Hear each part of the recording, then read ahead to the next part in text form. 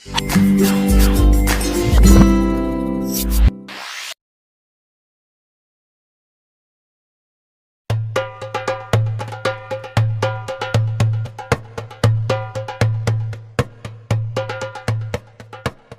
saat itu, Mesir merupakan sebuah kerajaan yang luas dan kaya raya yang dikuasai oleh seorang raja bernama Fir'aun.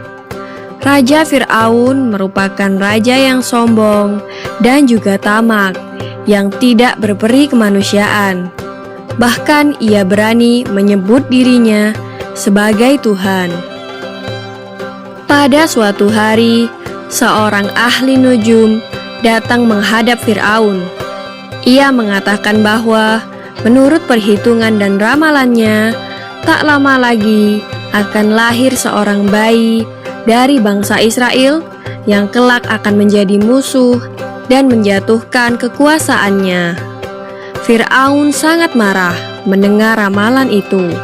Saat itu juga, ia memberikan perintah agar membunuh setiap bayi laki-laki yang lahir dari keluarga bangsa Israel.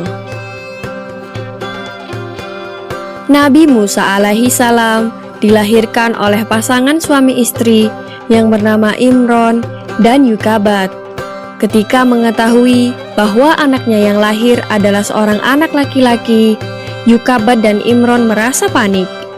Jika tak segera disembunyikan, anak itu tentu akan dibunuh oleh para prajurit Fir'aun. Yukabat sangat sayang pada bayinya yang sehat serta lucu itu. Ia tak rela bayi itu sampai terbunuh. Tapi untuk menyembunyikannya terus-menerus juga tidak memungkinkan. Kemudian Allah Subhanahu wa Ta'ala memberikan ilham kepada ibunda Nabi Musa untuk membuat peti yang tahan air, lalu menghanyutkan Musa di sungai Nil. Kakak Musa juga diperintahkan untuk mengikuti kemana peti itu hanyut.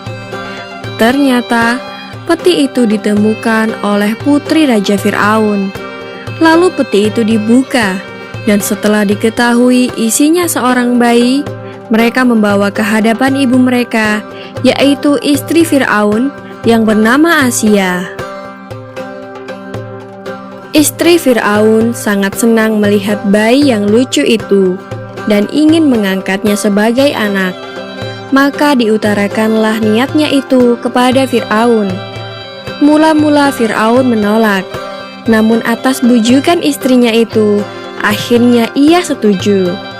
Asia pun sangat senang dan segera mencari ibu pengasuh yang dapat menyusui Musa. Namun beberapa lama, para ibu-ibu yang didatangkan tidak ada yang cocok untuk menyusui, karena Musa tak mau menyusu pada para ibu tersebut. Kakak Musa pada saat itu menawarkan ibunya untuk menjadi pengasuh Musa.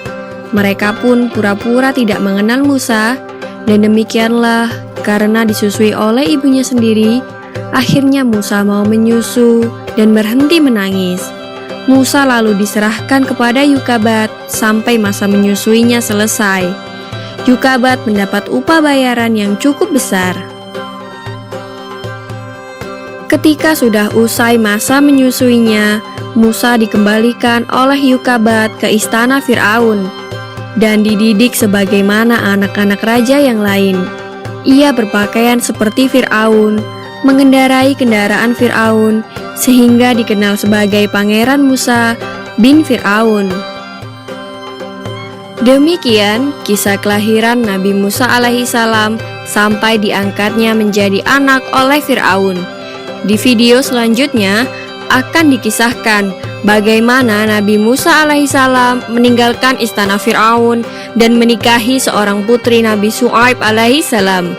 Nantikan hanya di channel YouTube Anak Muslim.